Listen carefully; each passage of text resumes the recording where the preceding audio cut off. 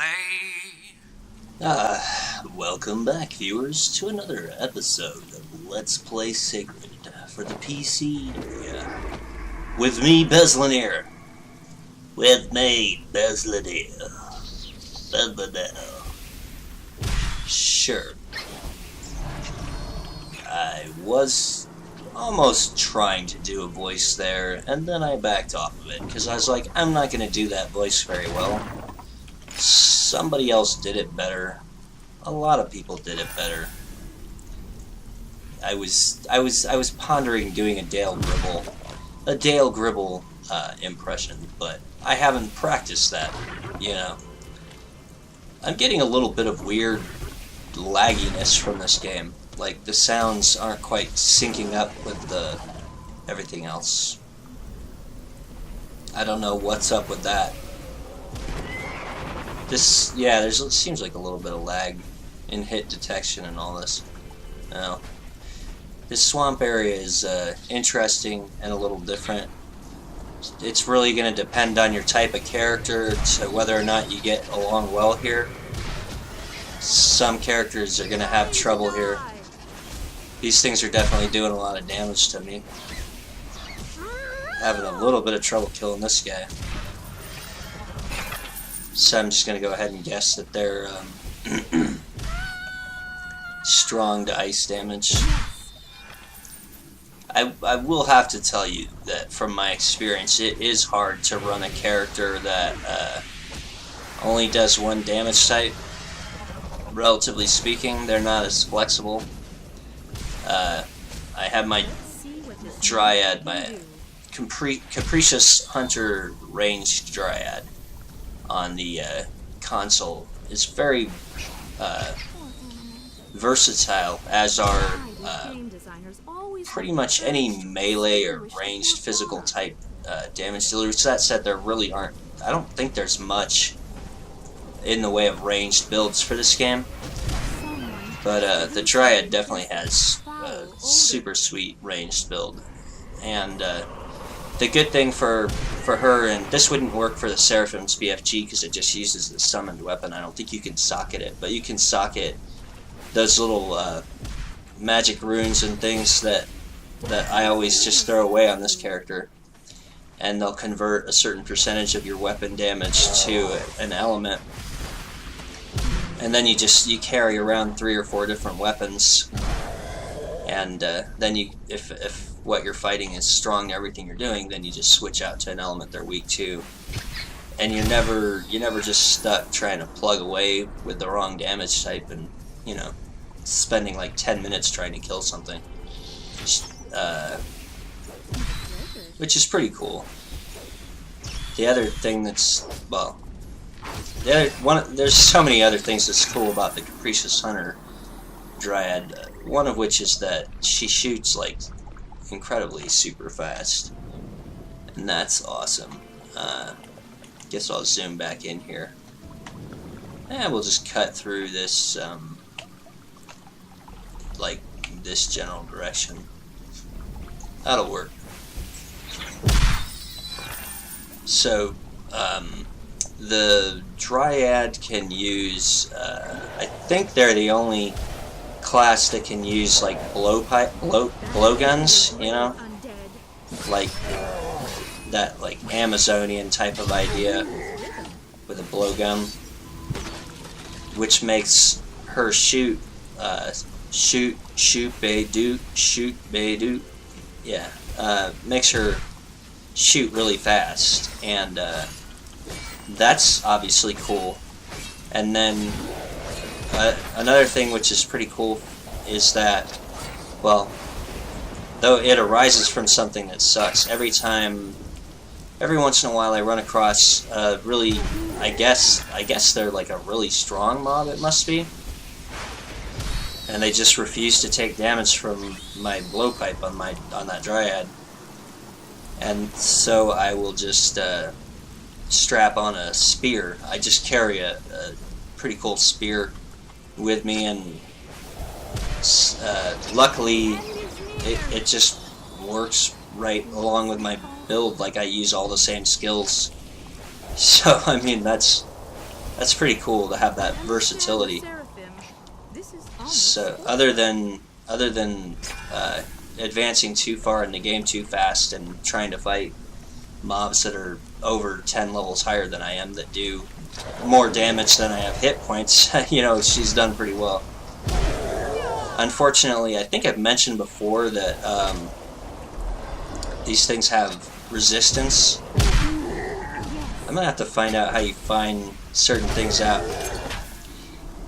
So when you're playing the console version, and I apologize if my continually bringing this up is tedious, but if you press the left analog stick down, you'll get a little view that'll, it's kind of confusing, I still gotta figure it out, but it brings up a little sword icon and a little shield icon by the enemy. It'll tell you what type of enemy it is, which is important if you're playing a Dryad, because you use shrunken heads to make specific types of enemies more vulnerable to you.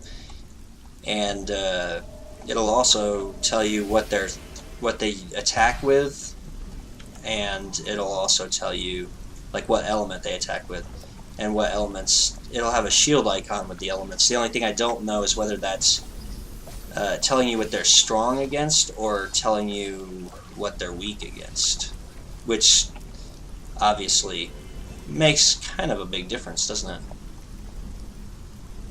Whether it's the one or the other. Crap, you gotta like go around, don't you?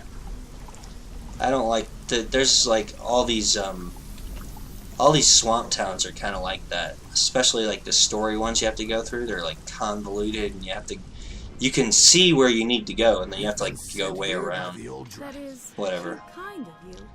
The quest line in this area is not that riveting. It basically revolves around what you're doing is trying to become adopted by these swamp people, and then like they want you to kill. Well, of course, you know, there's a boss, right? Of course, there's a boss. So you gotta fight this boss 3 times. Except, as you'll see, you don't really fight him, and you gotta be careful. You gotta be careful. Now, one thing that I would advocate is I like, especially if you're playing a character like this caster or a ranged damage dealer, I like to grab certain NPCs and keep them with me. And these are like NPCs that are basically indestructible. Like if you ever get them, and you usually keep them on your side by just not completing their quest, but they'll just stay with you forever. And to me, they're helpful in like distracting mobs. So if there's like 6 monsters around you, maybe like 3 of them will go beat on your invulnerable NPCs, which spares you a lot of damage. And it's really handy for these fights because the boss of this area that you have to fight 3 times is really mainly he just summons a lot of mobs, and you have to kill them to repeatedly to take down his health, which is not a huge problem, but it's nice to have these NPCs to keep everybody occupied, because the boss himself does some kind of thing. I don't even know what he does, but I've had characters that like never get hurt by anything that have been killed by this boss, because if you let him get on top of you, which yeah, sounds bad. Top bunk. He'll do this I don't know what he does, but it's some kind of move, and it just like suddenly takes almost all your hit points, which leaves you pretty vulnerable. And it has killed me before. So it's good to just like have some means of staying outside of the combat. Like I said, you have to fight him 3 times here in the swamps. One thing I will say, the swamps seems to be a pretty big area, but if you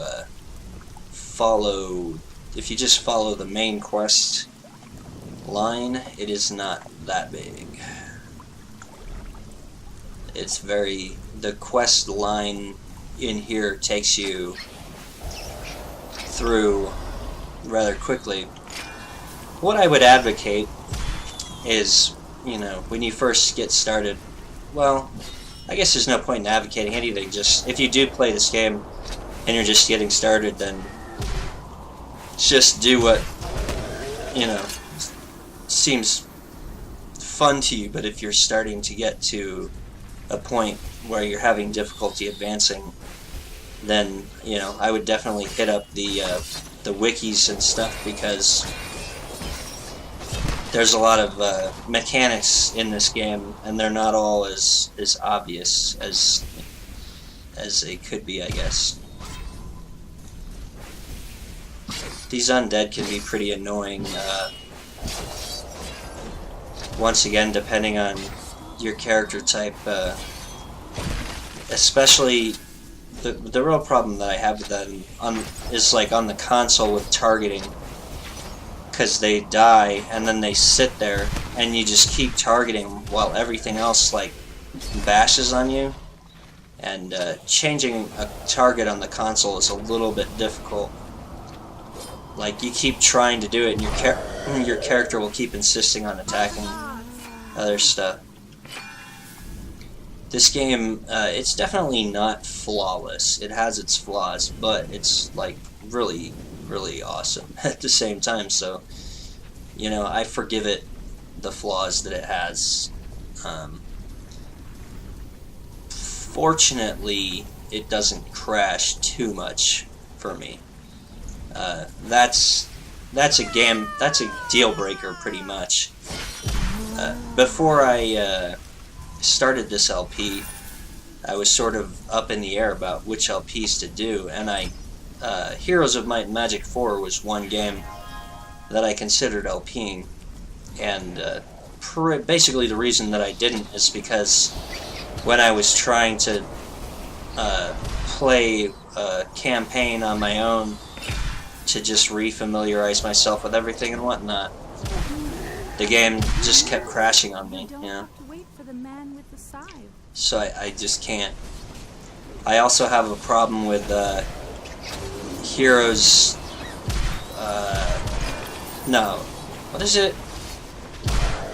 I know there's another game that keeps crashing on me, which is always a problem. So here's the boss, the Swirling Mists of Madness. You have to just keep beating these skeletons, and that's pretty much what that is. And as you beat them, he'll go down in health. This is going to take a while because all these skeletons are strong to my damage. I guess I can drink a potion. The potion that I just drank increases your regen or whatever. Yeah, it makes your regen faster, so that's a good thing. Fortunately, this guy isn't bothering us too much, and I think I was talking about the NPCs that I like to get. One of them is, I don't know, I mean, I guess I could make a video about that, but it'd be a little silly. The guy from the Blind Guardian rock band quest that we did will stay with you indefinitely, and he will never die. So that's one of them. He's pretty good. He does like a chain lightning, which is okay, I guess. You don't really like hang on to them for their damage that they do.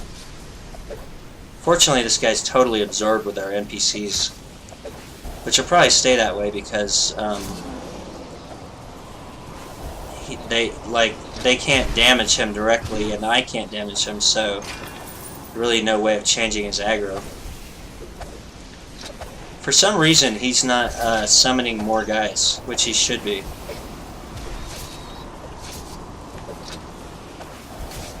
So, there may be some guys left from the last wave up in here I may have to kill. Yeah, I think that might be what's going on. We'll have to clear all this out. I'm going to put on my defensive buff here. I don't know if I need it, but there's a lot of guys. So many mans! Alright. Now, Yeah, that was, some of those were his minions. Finally figured it out. So you finally figured it out. Alright.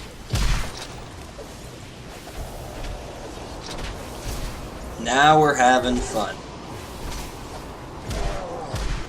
Yeah, this is gonna be... all of these fights are gonna be painfully long. I don't know if this guy's one of them. Probably not, but there he goes. Okay, here we go. And here we go!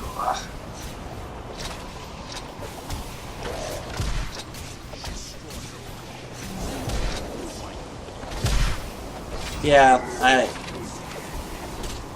don't know. I don't really want to die here, so I am kind of focusing. At the same time, this is a pretty stupid fight right now. Not really that much to it, is there? But, like, honestly, I take that as a good thing. At least I won't be dying. And I should also say it's a very good idea to pop a concentration, not a concentration, an experience potion here, because you have to fight so many minions. This is just like a steady stream of awesome XP.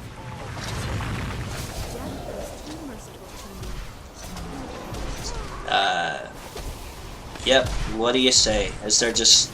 oh, I guess you could say thriller, thriller.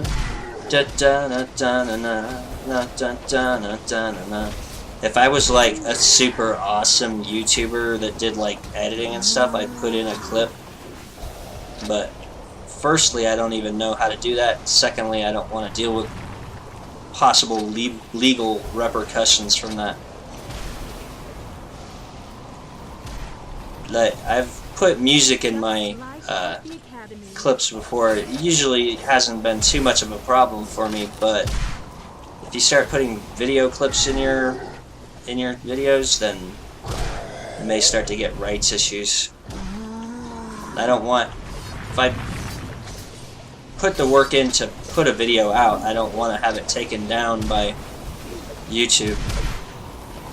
I'm very concerned that this guy is going to kill me because I'm so close to him. He really can wail on you. Like, it'll... if you're just sitting there not getting hit by anything for the longest time, it'll really surprise you to all of a sudden be dead. Alright, so that was the last of that wave. Took a bunch of health from him. And the next wave starts pretty much immediately. So that's what that is. It's just unfortunate that these are all undead. So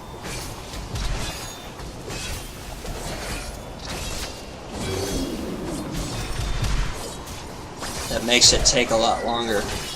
I'm gonna jump out here a little bit so I can see these mobs better and keep them all on one side of me. That was the last of that wave. I think there should only be one more wave, so having a little bit of camera angle funkiness here.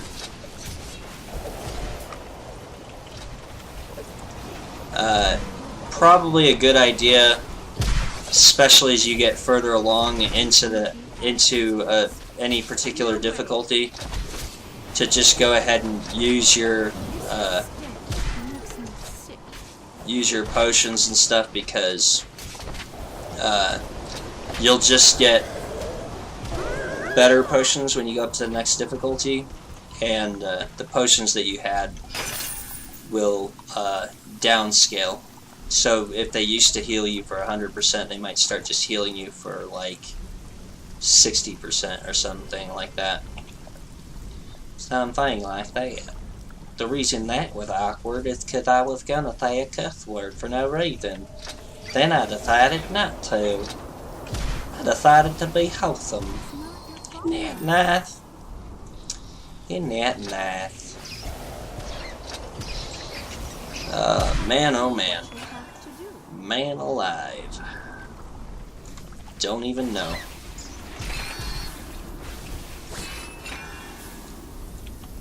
Okay. Let us see here. This is another one you gotta go around to get into this tent. I hear that. I don't know who would want to live in a swamp. I guess a lizard. That's kind of funny because I was just watching that Always Sunny in Philadelphia video or episode today, where the trucker thinks that Dennis and Charlie are lot lizards, and he wants them to split him open like a log. Yeah. Couple of lizards. That stuff's pretty funny. I always feel like, oh man, I wanted to make a reference, but I can't remember the reference. But I always feel like, what's the guy from Tommy Boy? And I don't know why I can't remember his name, but you know, he used to have, on SNL, he had a skit. It was like he did a show, and then he would be like, so, you were in Total Recall. That movie was cool. He was like the worst interviewer. It was funny. Okay, I was looking at a couple of pieces of loot, and they were not very good, particularly. Alright. So there is that. We did not get very much loot. But, here we are, and, we are in the swamps doing the main quest. I think that is about it for this episode. So this is Bezlonir signing out of another episode. Blah, as I'm burping while I'm trying to talk. But this is Bezlonir signing out of another episode of Let's Play Sacred 2 for the PC, and I will see you next time, viewers, so thanks for joining me. Toodaloo.